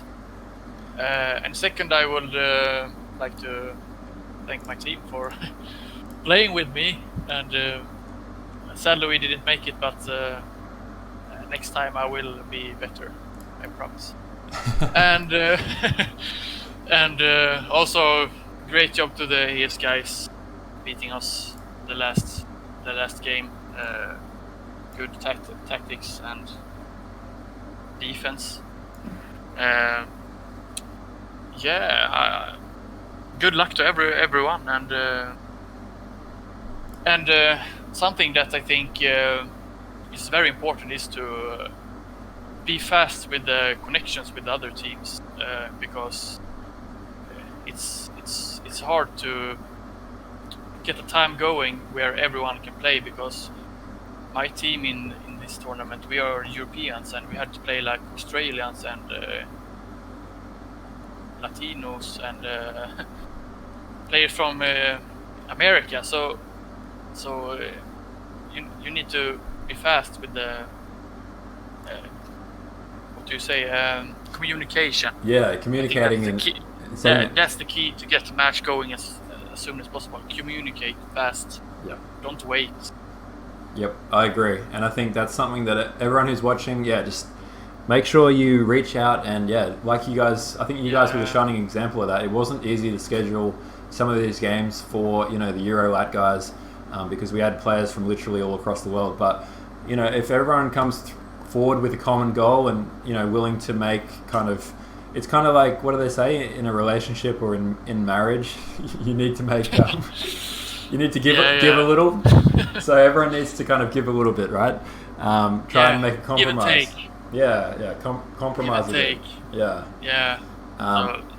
But I don't think that will be a problem in the community. No, I don't. Very nice players and stuff like that. Yep. Absolutely. And also I want to thank everyone watching my games, and if you have anything to say that I can do to get better, I will listen. I am a new player if you compare me to others, and I am trying to improve my game, so I would gladly play against better and lose just to see what I can do better. And do you have any final words there were quite a few Conor McDavid fans tuning in to watch your games. Do you have any words for them? What? I didn't hear you. What? There were quite a few Conor McDavid fans that were tuning into your games, cheering you on. Oh. Do you have any final word for your fans as well? Oh, thank you very much, and thank you for watching and giving me the chance to to play as good as I can with support.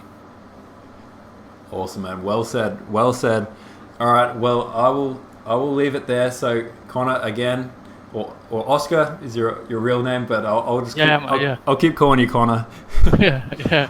And one thing I must say, you guys say a lot of Conor McGregor. I don't know why, but I hear like McGregor every time I watch the stream. I'm like, who the fuck is that?